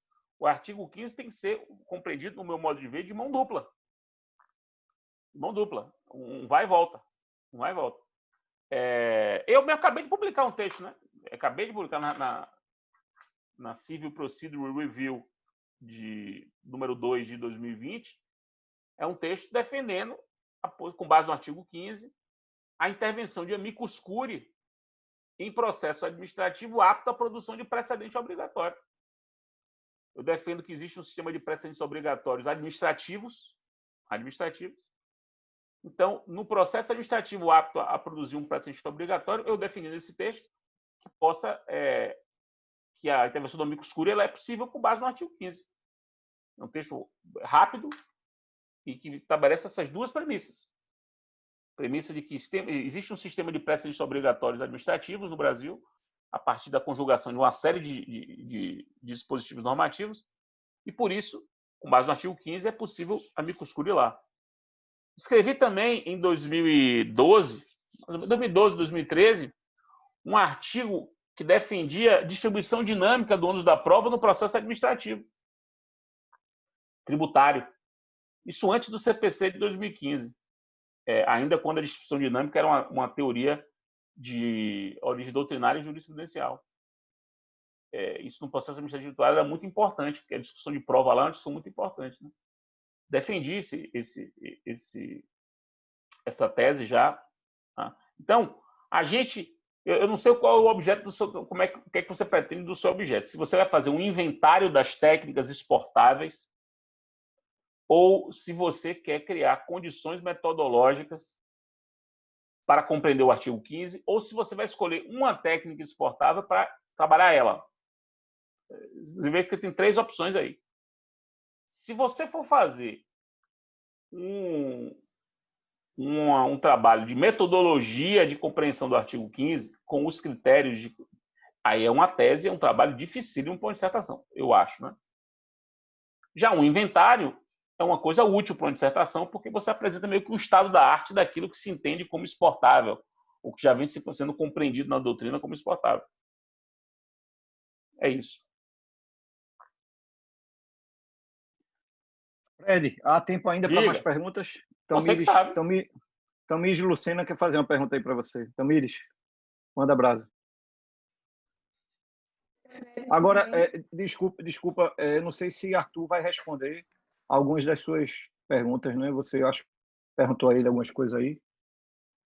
Terminei atropelando, desculpa. Arthur. Não, mas é coisa rápida. Só será uma dissertação de mestrado, professor, e o objetivo da pesquisa é estudar aí as formas de aplicação do CPC aos processos administrativos, na questão subsidiária, supletiva e direta, e trazer, na medida do possível, as principais interações entre o processo civil e o processo administrativo. Estou correndo aqui para ver se dá tempo de enriquecer mais o trabalho. Você acha, Arthur? Me permita uma pergunta. Oi. Me permita uma pergunta. Você acha que é importante realmente distinguir supletivo de subsidiário? Perder tempo com isso? Não acho que essa distinção... Eu acho que... Uma distinção que você encontra doutrinador... Você encontra doutrinador que diz que supletivo é uma coisa e subsidiário é outra. Tem outro doutrinador que diz que supletivo é exatamente o que o outro diz que é subsidiária e subsidiária é exatamente o que o outro diz que é supletiva. Ou seja, se a gente chega nesse grau de cacofonia, isso mostra como, no meu modo de ver, como, no fim das contas, não tem nenhuma utilidade a gente distinguir isso. A gente tem que saber se exporta ou se não exporta. Se é possível exportar, se não é possível exportar. Porque ficar perdendo tempo, o meu modo de ver, né? Eu vou agora definir claramente o que é supletiva, claramente o que é subsidiária. Aí, no fim das contas, o que você precisa saber? Exporta ou não exporta? Toda vez que eu me deparo com a doutrina, com essa situação doutrinária, em que a galera consegue a proeza de ter, durante duas palavras, supletivo e subsidiária, teses que simplesmente uma é menos um da outra, significa que são coisas indistintas. É minha consideração, né? A reunião de grupo de pesquisa é para isso, né, Léo? E essa reflexão o Arthur está fazendo já. Né? Eu acho que quando ele respondeu aí, terminou, quis ir mais direto. Mas tem outra reflexão que ele está fazendo, que a gente está fazendo, Fred, que terminou de dizer, o problema do artigo 15 do se trata entre o processo civil e o processo administrativo no âmbito da federação, né? Porque é livre o trânsito no âmbito federal, né? Mas no âmbito estadual e municipal é mais complicado. Tem uma dia sobre isso, né? Feito, né? Tem uma dia sobre isso. Exatamente. Lorena Miranda Barreiros, na tese de doutorado dela, ela examina isso, porque ela trabalha com convenções processuais, né? E aí uma das referências 190 se aplica ao processo administrativo. É uma das referências que Arthur tá usando, inclusive. Mas aí, para eu não atropelar de novo, Arthur, Tamires, queres falar mais alguma coisa? Fred, ainda nesse diálogo entre vocês? Ou já partimos para Tamires? Não, Léo, satisfeito. Agradecer ao professor Fred pelos esclarecimentos. Valeu, Arthur. Beleza, Tamires, desculpa aí, a palavra é sua novamente. De forma alguma. Fred, eu queria agradecer muito assim, a oportunidade de diálogo, porque o meu tema da minha tese é justamente sobre procedimentos especiais. E, naturalmente, o seu livro com Cabral e Fred, com Cabral e Léo, ele foi muito útil por conta justamente dessa defesa, dessa possibilidade de intercâmbio de técnicas entre os procedimentos especiais e os procedimentos comuns. E, assim, uma das ideias que eu pretendo construir bem na minha tese é a ideia de que os processos estruturais eles não se aplicam só não é algo que é unicamente exclusivo do processo coletivo. Também poderia ter litígios estruturais que não são necessariamente litígios coletivos. E não só alguns autores já defendem isso usando a lógica do processo de falência, que é um processo estrutural e que existe uma lógica concursal. E eu me deparei com uma situação recentemente. Eu estava escrevendo, aliás, eu ainda estou finalizando um texto sobre superendividamento, que um grande problema é que existe um projeto de lei que tenta tutelar essa questão de forma preventiva e dando assim diversas ferramentas para se repactuar as obrigações, mas até vir essa lei, assim, o judiciário ele está improvisando, ele está construindo suas próprias soluções. E uma coisa que é nítida nesse tipo de problema é justamente que para as pessoas, para as empresas, existe o procedimento da recuperação judicial, que permite suspensão temporária de algumas obrigações, moratória. Existe uma série de facilidades para aquela empresa em recuperação ela voltar para o mercado. E quando se trata de pessoas naturais, assim, pessoas físicas, existe aquele incidente de execução contra credor insolvente que ele tem pouquíssima aplicabilidade prática. Inclusive, acho que até Minami que chama do dispositivo Walking Dead, que era do CPC de 73 e ainda está lá esperando justamente regulamentação. Então, eu me pergunto se isso também... Aliás, eu acho, assim, da minha pesquisa, que esse caso de superendividamento de consumidores, pessoas físicas, é um problema estrutural, que faz parte de uma lógica de mercado, de carência de educação financeira, e existe um perfil pelo menos os dados que se coletam nessas campanhas de conciliação, sempre se percebe que geralmente são aqueles sujeitos que ganham até 3 salários mínimos, que se endividaram por conta de acidentes da vida. Existe um perfil bem delimitado. É um problema estrutural, assim, é algo que se replica, existe uma situação típica, mas é uma coisa que algo que me perturba nesse tema é porque eu comecei a me perguntar, será que a gente não poderia usar essa lógica? Vamos usar para essas situações de superendividamento de consumidores, de pessoas naturais. Será que a gente pode usar as técnicas do processo de recuperação judicial? E, assim, eu não consegui construir uma solução para isso. E eu acho, assim, pelo menos a conclusão que eu cheguei de forma mais rápida, que eu acho que é algo que vocês defendem no livro de vocês. A gente não tem no Brasil, por força de uma série de circunstâncias, eu diria, uma teoria geral dos procedimentos especiais. Até porque é algo muito heterogêneo. Você tem até dificuldade de dizer por que um procedimento especial é especial. Geralmente é uma questão relacional com o procedimento comum. E, mesmo assim, existe uma dificuldade em você construir um pensamento homogêneo. Porque acho que uma teoria geral ela tem que ter um mínimo de unidade e consciência entre as ideias. Então, a gente está aqui debatendo, assim, debateu-se muito. Eu acho que, eu não diria que é um consenso, mas eu acho que é uma ideia majoritária hoje em dia, que o processo atual ele é flexível, ele permite esse intercâmbio de técnicas, mas eu acho que um ponto interessante da discussão é ver qual é o limite para isso. Até que ponto a gente pode permitir? Eu acho que, por mais que a gente defenda que é possível trazer técnicas do procedimentos especiais para o procedimento comum e vice-versa, vão ter certas situações em que isso não vai ser possível. E, assim, pelo menos eu, nesse ponto inicial do meu estudo, eu tenho dificuldade de perceber quais são os óbices, não quais são as possibilidades, mas quais são os óbices para esse trânsito.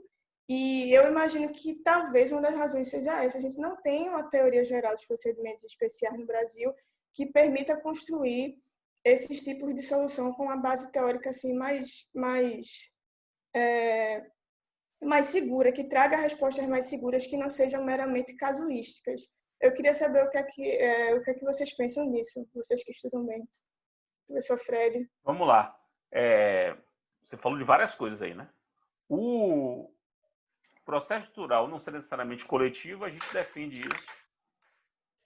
No texto que a gente acabou de publicar, a gente fala isso. Meu orientando, o Matheus Galdino, a dissertação de mestrado dele, eu acho importantíssimo. Ele realmente me convenceu disso e deixou isso muito claro.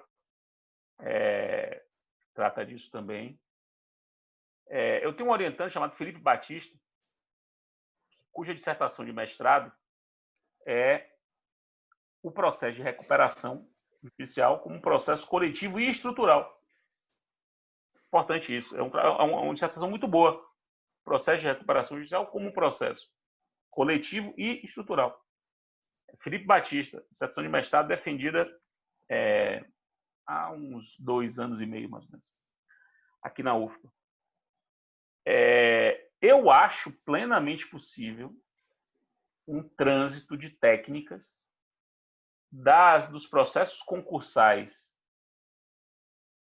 empresariais para o processo concursal da insolvência civil, que está em vigor ainda, o Código de 63 está em vigor. Plenamente possível esse trânsito de técnicas aí. Plenamente possível.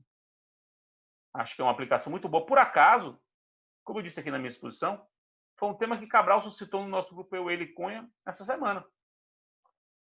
Um tema que ele suscitou essa semana aqui. Então, eu acho um caminho muito, muito frutuoso. E eu concordo com você de que é preciso desenvolver dogmaticamente os critérios que permitam esse trânsito. Portanto, os critérios para a gente avaliar se é adequado ou não. Eu acho que isso está faltando. Isso está em aberto para ser desenvolvido. A professora Capelo chegou a mencionar isso também na exposição dela. Concordo com você. Eu, até hoje, eu tenho um critério, que minha mãe é certa. O critério é o seguinte: na dúvida, pode. Esse é o primeiro critério. Na dúvida, pode. Estou com dúvida se pode ou não pode. Então, pode.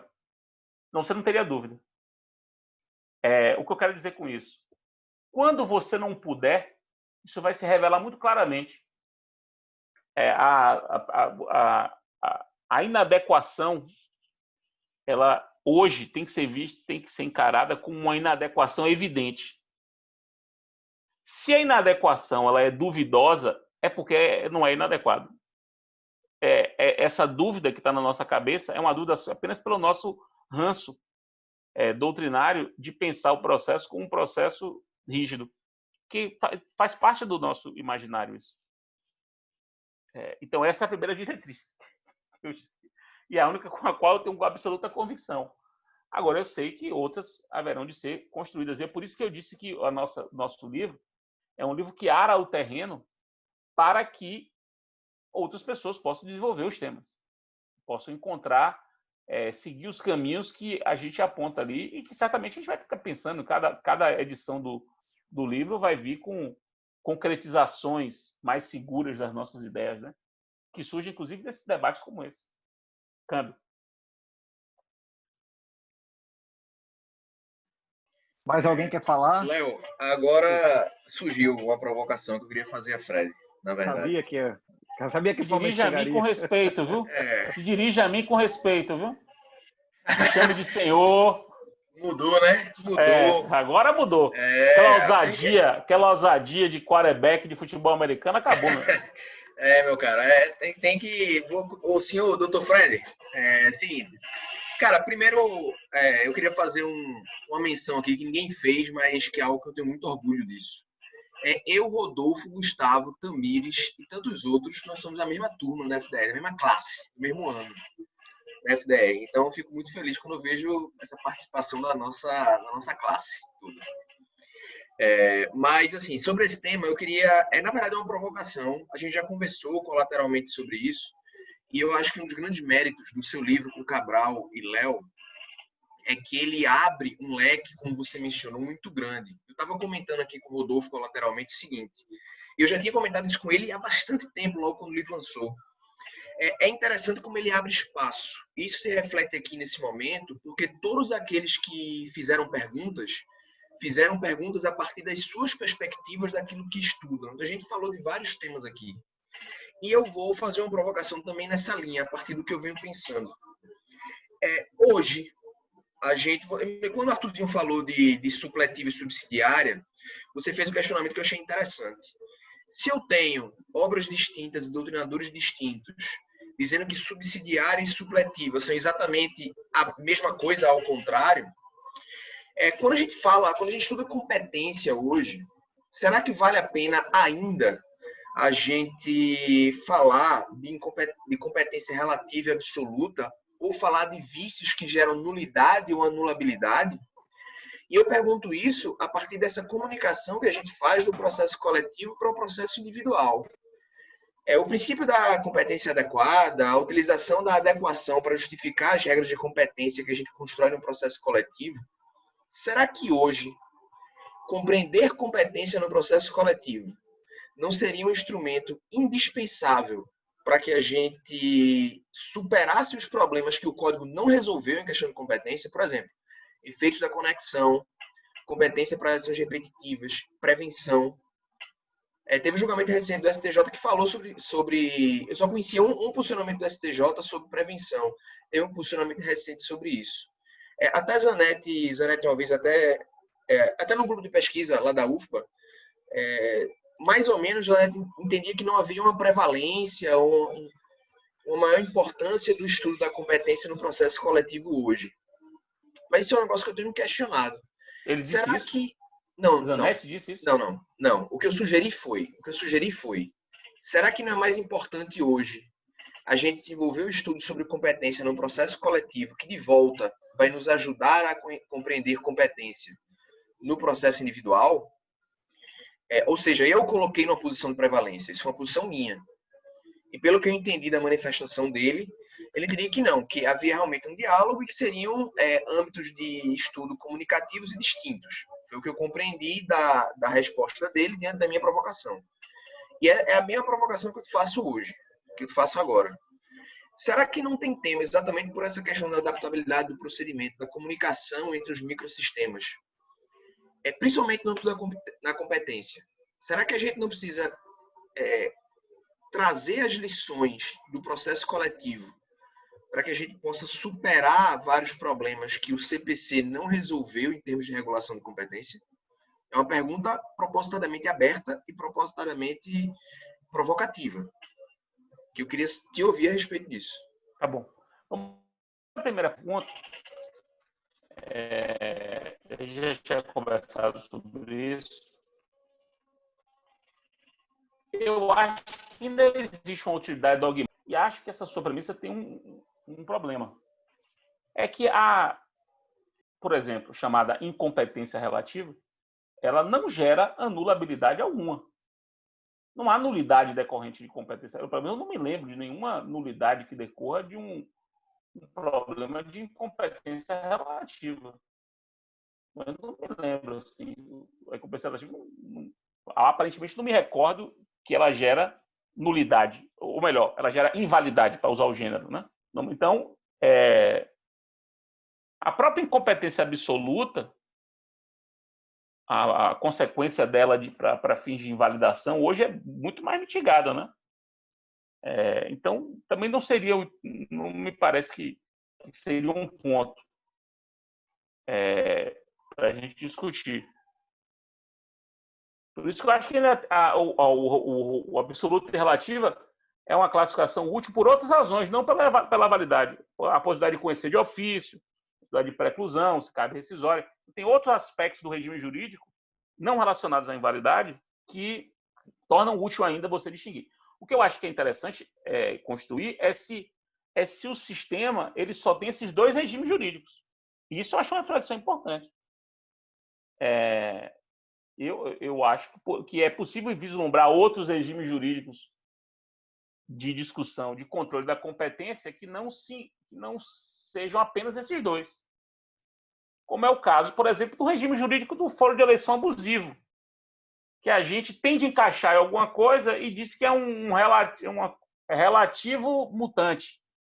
É um relativo com algum tipo de...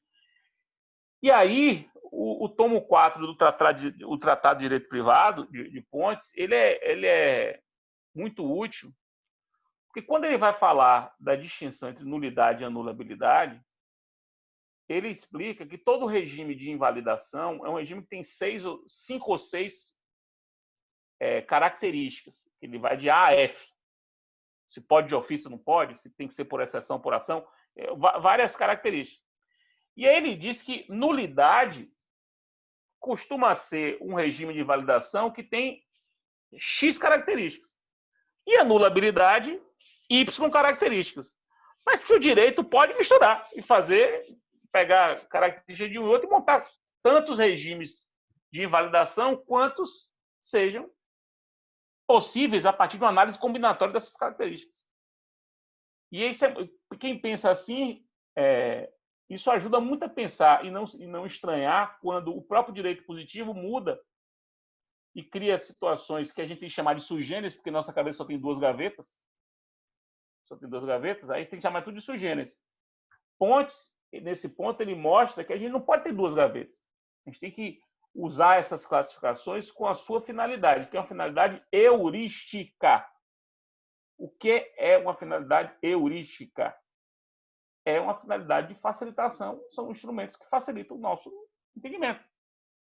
É isso, só isso. É um facilitador da compreensão, mas não um limitador da compreensão. Se você usa ferramentas heurísticas para limitar a sua compreensão, você está usando mal. Então, esse é um ponto. Outro ponto, eu entendo o que você quer dizer, mas acho que eu reformularia o seu pensamento. Eu acho que o processo coletivo é um laboratório, e aí não é o direito processual coletivo, é o processo coletivo, como realidade. É um laboratório para nós percebermos como as regras de competência, de um modo geral, e que inclui as regras do processo individual, são regras mal pensadas. Porque isso sim, eu concordo. Mas aí, perceba que não é uma prevalência do processo coletivo, não tem a ver com o juízo de valoração. ou de subordinação, ou de hierarquia epistemológica. Não é isso. É compreender, e aí é um fato, que o laboratório do processo coletivo ele serve para iluminar, para mostrar empiricamente como nós estamos defasados em tema de regras de competência. Isso é, para mim, claro. E veja, você sabe disso, tanto que eu estou forçando você a escrever sobre isso. Acho que é um tema da sua geração. Se a sua geração deixar que a gente tome conta disso, a gente vai deixar você... A gente vai ganhar mais uma geração. A gente vai tomar conta desse assunto e vai eliminar mais uma geração. Porque é isso que vocês têm que pensar, os mais novos, né? E vocês estão vendo a gente... Eu tenho 22 anos de atividade científica, sem parar. Não é todo mundo que aguenta ficar 22 anos fazendo ciência sem parar. O tempo todo. Não sei quanto é que eu vou aguentar mais. Mas enquanto eu aguentar, eu estou competindo com vocês. Eu estou competindo com vocês. Vocês não deixem tema quicando para eu poder vir de lá e pensar sobre ele, não. E a geração de vocês tem que estar com isso na cabeça. Existem temas que são seus, ou deveriam ser temas apropriados por vocês. Mas aí vocês ficam escolhendo. Muitos de vocês, pessoas excelentes, né? Excelentes. Escolhem temas de doutorado novos. Escolhem temas de doutorado que vão morrer. Vocês estão falando é como se vocês estivessem escrevendo para a minha geração, os problemas da minha época. Aí vocês escrevem agora. O que é que vai acontecer? O pessoal mais velho, que está ainda na ânsia, fica se apropriando dos temas da sua geração. Acho que competência, né, com essa abordagem, é um tema da geração de vocês. E aí tem várias coisas, juiz natural, como a tese de titularidade de Cabral, que abre também as reflexões, né? Competência adequada, cooperação judiciária. A gente está provocando. Aí, né? Aí veja a Gabizinha aí. A Gabizinha escreveu sobre cooperação judiciária. Certamente, se ela fosse escrever hoje, não seria a mesma dissertação. Você está tentando trilhar por esse caminho. Então... Fred, não diga isso não, porque aí ela vai atrasar mais ainda a publicação. Vai querer... foi mal, Léo. Tem que publicar logo. Léo tá no meu pé e eu tô com a Pare de ficar remoendo, publique logo. Até porque todo mundo já conhece o trabalho e ela não ganhou nenhum direito autoral, né? Já é muito citado, né? Mas pelo menos tem isso. É um trabalho já muito citado. Mas o seu livro me provocou ainda mais reflexões. Ainda acrescentei mais coisa. Mandei para Léo, publica isso logo. Depois você faz um artigo, Gabi. Você faz um artigo, bota na segunda edição. Agora publica esse negócio para pelo menos você pingar um dinheirinho na sua conta aí. Você nem se preocupe com isso, que não tem dinheiro para isso aí. Você vai ganhar pouquíssimo. A questão é você divulgar e as suas ideias. Agora, acho importante, como o seu livro já é muito citado, muita gente já citou, né? Se você tiver revisto algum posicionamento ou evoluído em algum posicionamento, acho que você tem que registrar no livro. Sim. Porque senão as pessoas vão buscar a sua dissertação e aí vai ficar confuso qual é o pensamento de Gabi. Então, você tem que dizer, a versão comercial traz uma mudança, uma evolução, ou um reforço, enfim, do que foi defendido, porque o seu trabalho já é um trabalho muito citado. Você tem razão. E eu tenho feito isso ao longo do texto, mas vou colocar logo no início também, para já alertar.